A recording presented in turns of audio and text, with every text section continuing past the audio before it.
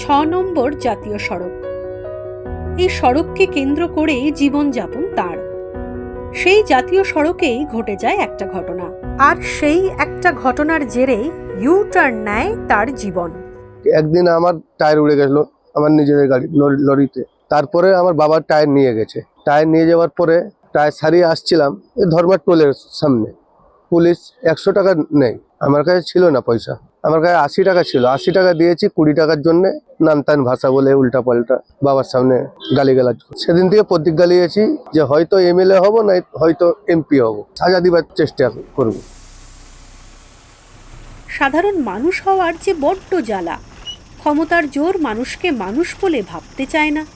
তাই ছেলের মরণপণ প্রতিজ্ঞা। উর্দিধারীদের বিরুদ্ধে গর্জে উঠতে যা করতে হয় করে ছাড়বেন তিনি। কিন্তু প্রশ্ন, কি বা করবেন? অগত্যা দাঁড়িয়ে পড়লেন নির্বাচনের ময়দানে, ঘাটাল লোকসভা কেন্দ্রের প্রার্থী হিসেবে। আপনার দুই প্রতিপক্ষের নাম জানেন? ঘাটালে তো আপনি লড়ছেন। হ্যাঁ, বিজেপি থেকে হিরণ আর তৃণমূল থেকে দীপক অধিকারী। মানে দেব। আপনি তো দেবকেও চেনেন, হিরণকেও চেনেন। হ্যাঁ। আপনার দুই প্রতিপক্ষ আপনাকে চেনে বা আপনার নামটা অব্দি জানে? এখন হয়তো চেনে না, যদি জনগণ চায় আমাকে এমপি করে দেয় তখন নিশ্চয়ই চিনবে। গাদার ছবিতে লরি চালকের ভূমিকায় অভিনয় করেছিলেন Sunny Deol. Real life lorry চালক সাহেব গাদার দেখেছেন? হ্যাঁ। সানি দেওলকে ভালো লাগে? হ্যাঁ, হিরো হিসাবে তো ভালো লাগে। সানি দেওলকে দেখেই কি আরো মাথায় আসলো যে এরকম কিছু করা যায়? হ্যাঁ, শব্দ নিজের মধ্যেই কনফিডেন্স রাখতে হয়। তারও হয়েছে কনফিডেন্সের উপরে। আমিও চাই যাতে আমাকে জনগণ চেয়ে ভোট দিয়ে আমাকে এমপি বানায়। কোন হিরোকে ভালো লাগে? আমার সলমান খান। কোন হিরোইনকে ভালো লাগে? আমাকে রানী মুখার্জিকে ভালো লাগে। দেব আর হিরণের মধ্যে কার অভিনয় বেশি ভালো লাগে? অভিনয় দুটোরই সমান। 6 নম্বর জাতীয় সড়ক ধরে চলতে চলতে মেদিনীপুরের শহর ঢোকার মুখে একটা ব্রিজ। তার ঠিক আগে ডান দিকে মোরাম রাস্তা ধরে এগিয়ে গেলে উত্তর সিমলা গ্রাম। লরি চালকদের বাস সেই গ্রামে।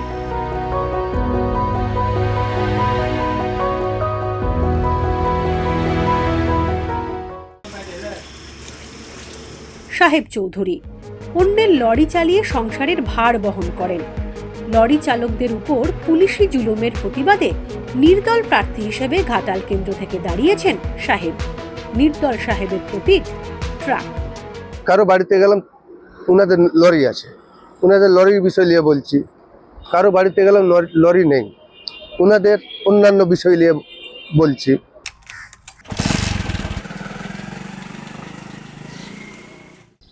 আত্মবিশ্বাসের জোরে ময়দানে নেমে পড়েছেন বটে, কিন্তু লোকবল যে একেবারেই নেই তার। তাই নেই দেওয়াল লিখন, নেই প্রচার।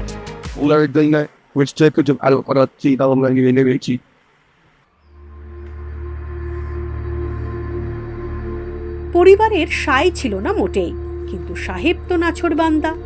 স্বামীর পাশে দাঁড়িয়েছেন স্ত্রী।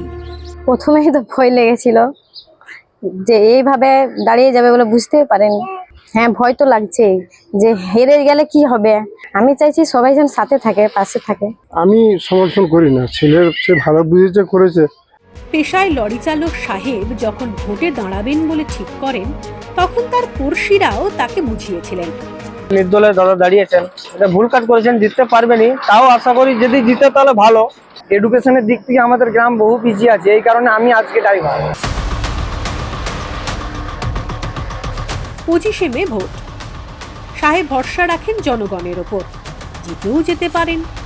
তারও দাঁড়িয়েছে, আমিও দাঁড়িয়েছি। জনগণ যাকে চাইবে ওই হবে গেনার।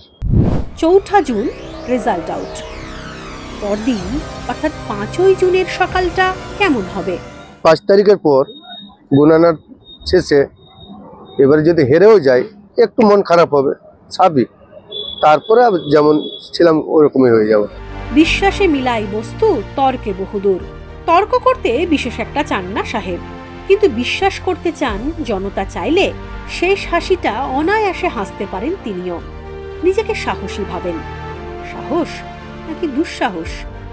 হেভিওয়েট দুটো প্রার্থী আছে, ওদের সঙ্গে একটা পাল্লা দিয়ে ক্যান্ডিডেট দাঁড়ানো মানে আমার নসিবের